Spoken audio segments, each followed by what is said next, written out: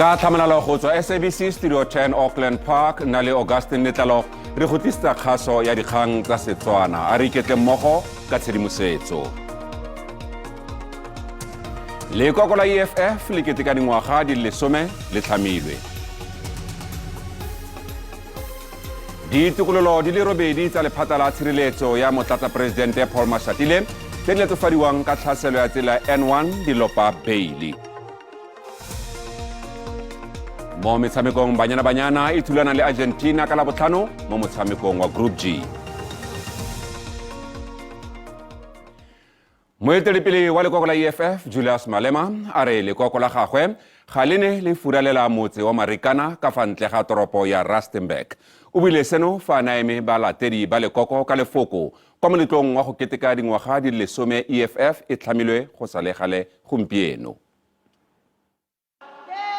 Dingwaga di le 10 fa e sale lekoko le tlhamilwe, EFF e santse e ikamaganya le go kgaratlhela dikgatlhego tsa bao ba sa tseweng tsia. We are the product of the consultation with the mine workers, the domestic workers, the garden workers, cleaners, petrol attendants, and the masses of our people. Ntle le go itsise maina, Malema a re moeteledipele wa mokgatlo o buile maaka gore ga gona lekoko leo le kgalang tsamaiso e sokameng ya ditšhelete kwa parlamenteng. Mme seno se ka ya go baagi ba Marikana gore EFF ga e emele dikgatlhego tsa bone. No leader must ever thrive through a lie. Leaders must always tell the truth. Whether you like the EFF or you don't like the EFF is the only organization that went into parliament, spoke about Marikana, debated Marikana in parliament. Malema a re lekoko la gagwe ga le a tshwanelwa ke go kgaogana le Marikana. Every day we miss the people of Marikana. We will go to Marikana. We require no police permission. We require no police permission. We require no soldiers' permission. We require no unions' permission. It is because our relationship with the workers of Marikana is a bondage in the struggle for freedom of our people.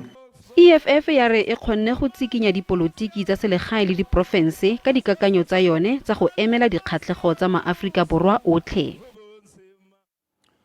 Kgante jana re go boditse gore EFF e keteka dingwaga di le 10 fa e sale e tlhamilwe. A o akanya gore lekoko le setse le godile le go tsepama go lekane go ka fenya 2/3 ya divoutu mo ditlhophong tsa ngwaga o tlang. Mme o tsibogile jana mo WhatsApp. Madume ka mo kgasong tota go bua nnete EFF ke mokgatlo o godileng ene gape ke na le tshepo ya gore o tla wina ditlhopho tsa ngwaga o tlang tsa 2024. Di bontsha ga botse gore EFF ke mokgatlo o godilego re ka tla ra bona se sengwe mo ngwageng o re ya go ona re a tshepa re a dumela mogashi gore ge ANC ge ka wina mokgatlo o ya wina mmuso ga borena ke phetogo di ka tla ja ba gona re a tshepa re a golofela gore ngwa go tla go itla ba yona ke tapeng. EFF ke lekoko le le golang ka segatla se se go godimo mme fela ga jana gore le bone divoutu tsa 2/3 ke a re go sana go le gale nka lefa gape dingwaga di le 5 go a go tse 7 go fitlhella seo. Fa re tswela pele lekoko la DA la re ntwa ya lona kgatlhanong le molao o mošwa o ka ga tekatekano mo mafelong a tiro Employment Equity Act kwa kgotlatshekelo. DA e ne ya re go sa le gale mo tshimologong ya ngwaga ya gwantela kwa parlamenteng go tlhagisa maikutlo ka molao o mo presidente Cyril Ramaphosa a neng a fetsa go saena. Ya re tla phimola molao o fa e tsaya puso ka tshwaraganelo le makoko mangwe a kemo kgatlhanong morago ga ditlhopho tsa ngwaga o tlang. Lekoko la DA le ne la pesitse mebila ya Cape Town ka mmala o mopududu. Lekoko le ne le tlhagisa kemo kgatlhanong ya lona tsebang le molao o fetotsweng o ka ga tekatekano ya badiri. Gareng ga tse dingwe molao le tla tona ya badiri go supa le go tlhoma selo sa gore o batla palo e ka ya badiri go lephata lengwe le lengwe la ikonomi. Mme lekoko le kgatlhanong le se. There's absolutely clarity in our mind. We will scrap the racial employment equity legislation that the ANC has put on the table, and we will put forward in a national government because we believe we will be part of a national coalition government. And the policy that we will put instead of this racial-based policy is an economic justice framework because that is more fair for the employment equity of all the people in South Africa. DA ya re molao o tla dira gore diketekete tsa batho di latlhegelwe ke tiro go ya ka bosemorafe. Instead of growing the economy, instead of creating jobs for our people, they introduce race quotas that are going to see 600,000 of our citizens lose their jobs based on nothing other than the color of their skin. Lekoko le batla gape gore diprofense tse dingwe di sale morago dikgato tsa profense ya Kapa Bokone le go letla lekoko go busa. We already got them out of government here in Cape Town, and look at your city, how beautiful it is today. We've got them out of the Western Cape, and look how beautiful your province is. Crime down 14%, 360,000 jobs up in the last quarter. This is a province that's working. The rest of South Africa is breaking, and this province is working. Why? Because it's always better where the DA is. Lekoko ga la neelana ka memorandum.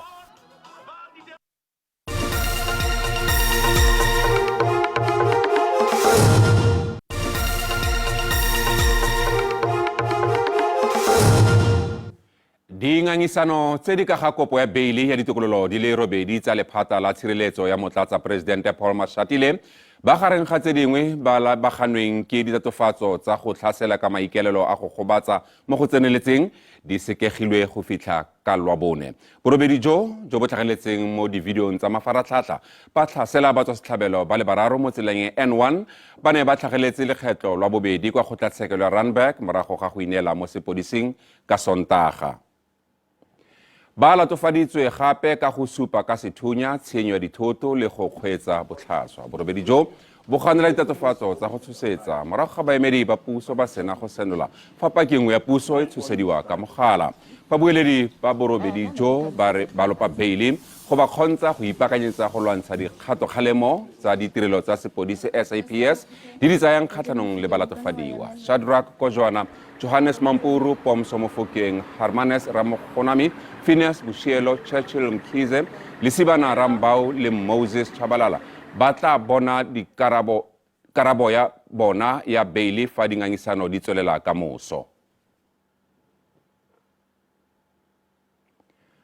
Paki ya boraro mo kgetseng ya polao ya Gasenzo Meiwa Nthabiseng Mokete o boleletse kgotlatshekelo kgolo ya North Gauteng gore e nnile wa ntlha go begelwa ke bothati jwa bookelo gore Meiwa o tlhokafetse. Mokete yo e leng moagisane wa lelapa la ba khumalo kwa Meiwa a tlhasetsweng kwa Vosloorus o tlhaloseditse kgotlatshekelo ka mo a utlwileng go thunya gararo ga sethunya le go bona banna ba le bararo ba tshaba morago ga se. Banna ba le batlhano ba le baganwe ke molato wa polao ya mokaptene wa maloba wa Bafana.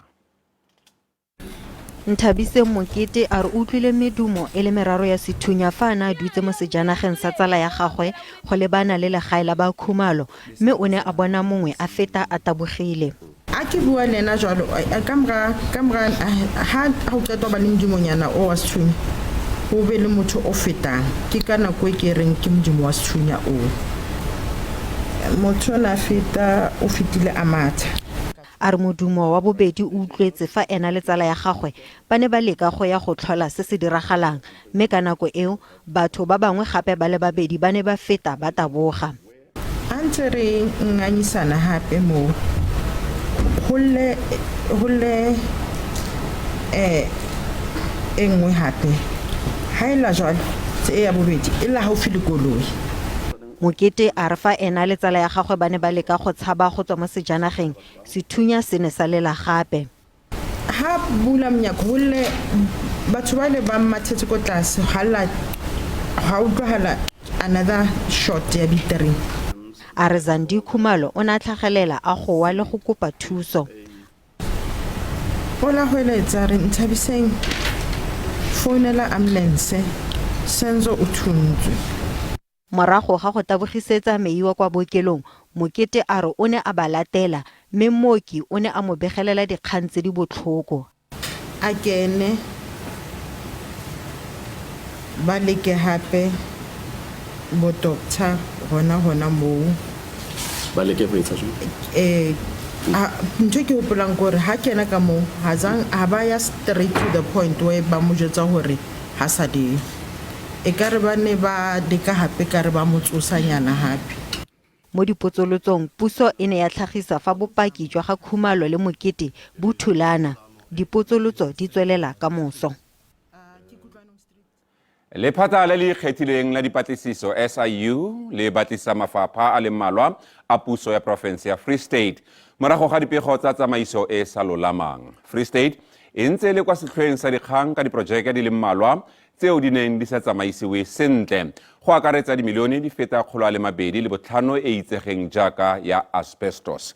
SIU e ne ya kopana le maphata a le mmalwa mo morerong o ka maitlhomo a go fedisa bonweenwee jwa madi. Ntwa kgatlhanong le bonweenwee kwa porofenseng ya Free State e tsweletse lekala le le ikemetseng la dipatlisiso tse di kgethegileng kana SIU la re letlile go dira dipatlisiso ntle le poifo kana go tsaya letlhakore. SIU e batlisisa ditlolomolao kwa kantorong ya Tonakgolo tse di ka ga dibasari tse di neetsweng baithuti ka dingwaga tsa 2017 le 2018. Seno se diragetse ka fa tlase ga tsamaiso ya ditonakgolo tsa maloba Ace Magashule le Sisi Ntombela. SIU e ikalela go khutlisa dipatlisiso mo dikgweding tse di 24 tse di latelang. Mafapha a boitekanelo le matlo le ona a batlisisiwa tebang le boruni jwa maemo a botshelo gareng ga tse dingwe mme dipatlisiso tse dingwe di lebane le masepala wa Maluti a Phofung. We've also had public still complaining about some of the service delivery issues there. But on the aspects that were investigated by SIU, we completed, and there's referrals for disciplinary hearing of a number of officials and also for prosecution. Puso ya Free State ya re itlile go tlhama setlhopha se se tla lebanang le bonweenwee. Seno se tla bona badiredi puso bangwe ba batlisisiwa le go sekegiwa ga mmogo le go nna ka fa tlase ga tsamaiso ya maitsholo. We've got a challenge of incomplete projects. We've got a challenge of a number of incomplete projects like your G Hostel in Valcom, your Silver City project here in Mangaung, and many other projects that are actually affecting the community negatively. And these are the others that we need to give to the SIU to investigate thoroughly. Boruni jwa nonofo bo tsweletse ga jana go bona fa badiredi puso ba maemo a kwa godimo kwa dimmasepaleng le mafapha a puso a province ba nonofetse tiro.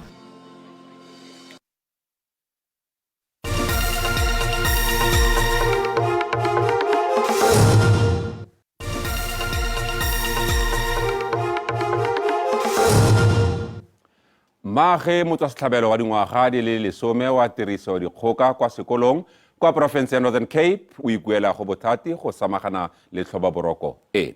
A re moradie yo dirang gerata ya botlhano ebile gape a sutiseditswe kwa sekolong se sengwe o ne a sotlakakiwa sebaka sa ngwaga kwa sekolong mme jana o mo tlase ga kgatelelo ya tlhaloganyo.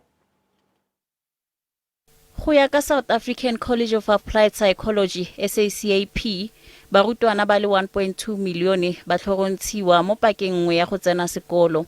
Mme yono ya go Kimberley re ngwana wa gagwe wa dingwaga di le 10 o ne a tlhorontsediwa gore mmala wa letlalo la gagwe o montsho.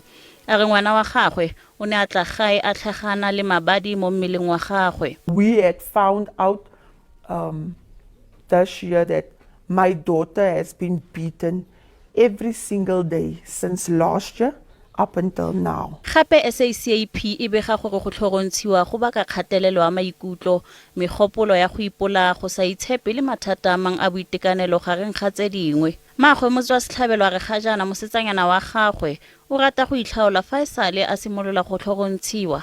She comes home, she don't communicate to no friends, she don't communicate to nobody.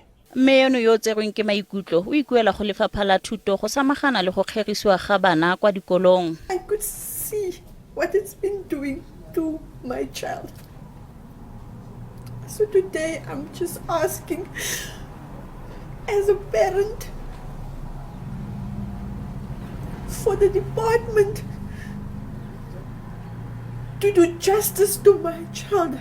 Moitseanape wa tsa thobo ya maikutlo o tlhalosa ditlamorago tsa go tlhorontshiwa. If I can only touch on a few effects it has on a person, in the short term it relates to poor concentration in class, poor school attendance, and even self-harming behavior.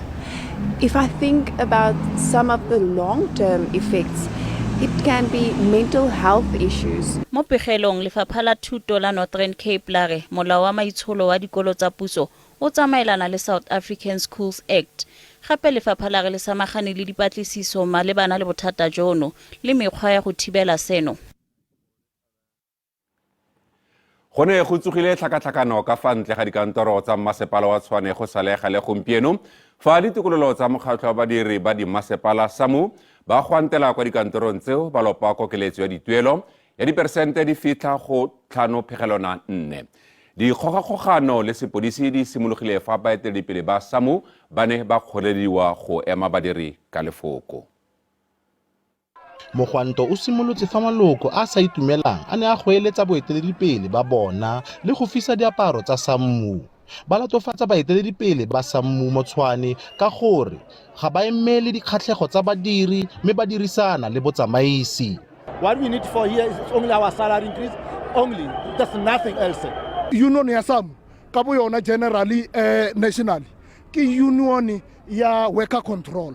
No ba itšhentšhitše ba dirile employer controlled union. A isale Tshwane, a isale worker controlled union. Bompanyana le bonkgetheng, they have drinked us.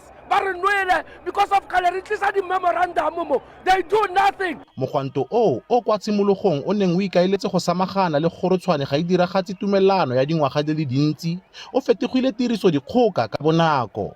Badiri ba re go na le kgatiso ya lentswe e phasaladitsweng e golaganyang boeteledipele ba SAMU le bonwenwe go na le gore ba emele badiri. Badiri bangwe ba neng ba nwele notagi ba ne ba tsogelana kgatlhanong le go baka gore mapodisi a waneng a le teng ka palo e kwa tlase a leke go retibatsa maemo. Baeteledipele ba mokgatlho wa badiri ba mmasepala wa SAMU ba tlhagisitse ditopo dingwe tsa badiri. We are convinced that the city of Tshwane does not want to pay increase, but they can afford it. And we can cite examples of contractors that they have brought in, which are not even assisting the municipality. They paid Akile, which is a service provider that was supposed to do asset management. They paid them 500 million and there is no delivery of service. They paid Altron 700 million for network service provision and they have not delivered. Mayor wa Tshwane Silver Brink ga iponagatsa go amogela lekwalo la dingongorego ka ntlha ya maemo a neng a sa iketla. Offenses Timo, SABC News, Pretoria.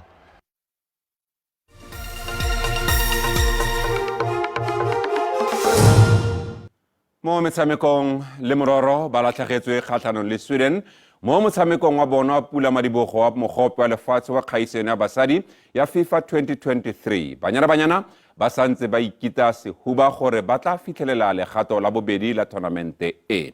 Banyana ba ga jaana ba eme mo maemong a boraro a Group G. Ba tlhoka go fenya motshameko o latelang kgatlhanong le Argentina go tokafatsa tšhono ya go nna le seabe mo legatong le le latelang la tournamente. Argentina le yona e mo maemong a tshwanang le ya banyana mme e tla gapeletsa go lwa ka tsotlhe go tsena mo tikologong ya bobedi.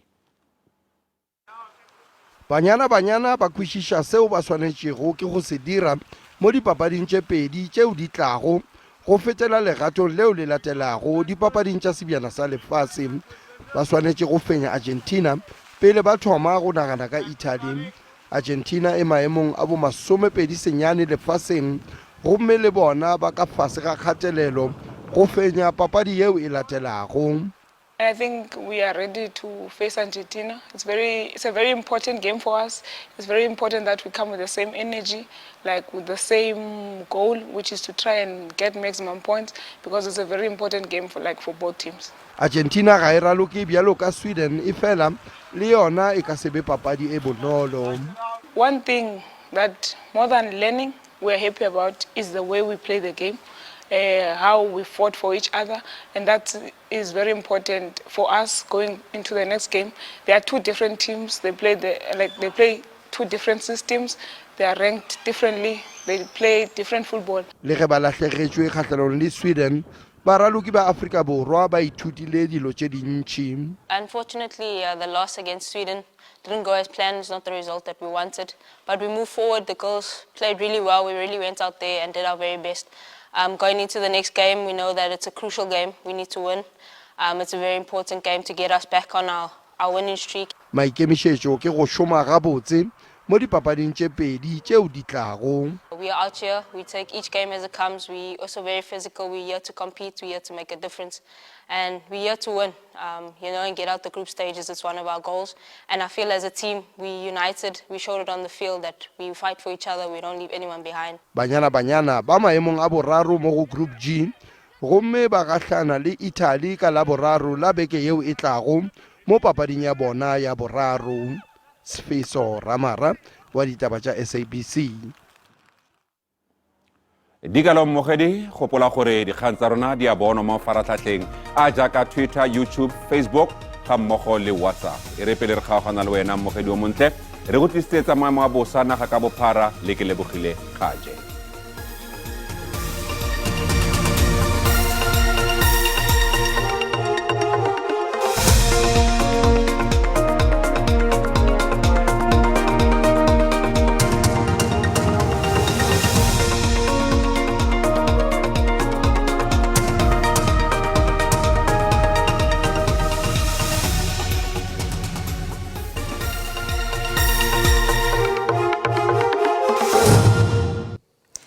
lebogile mosime mogaetsi madime a re bone ponela pele a maemo a bosa mo bosegong jo ga mmogo le mo tsatsing la kamoso go bontsha fa go tlana le dipula ka diperesente di le 60 ka kwa porofenseng ya ka kwa Eastern Cape le dikarolo dingwe tsa porofense ya Western Cape mme go tlana le lekhubu le le tsididi ka kwa porofenseng ya Western Cape mme re lebelela mo tsatsing la kamoso teng masarasarane a pula a tswelela ka diperesente di le 30 ka kwa dikarolong dingwe tsa porofense ya ka kwa Free State mme go tlana le lekhubu le le tsididi la ka kwa porofense ya ka kwa Western Cape go ralala province ya Northern Cape mme go tlana le muane mo mosong re lebelele digrata tsa rona tsa di temperature tsa maemo a bosa re lebelele Carltonville e tle bikeme go digrata di le 5 mme tla thušafala ka digrata di le 12 le bobedi Fastprince yona e tle bikeme go digrata di le 12 mme re lebelele mo tsatsing la ka moso ka kwa Limpopo teng go tlana le tlhabo ya letsatsi fale le fale mme Thoyando go tla go thušafetse ka digrata di le 12 le bo 5 fa phala borwa yona e tle bikeme go digrata di le 12 le bone mme re ka kwa Mpumalanga teng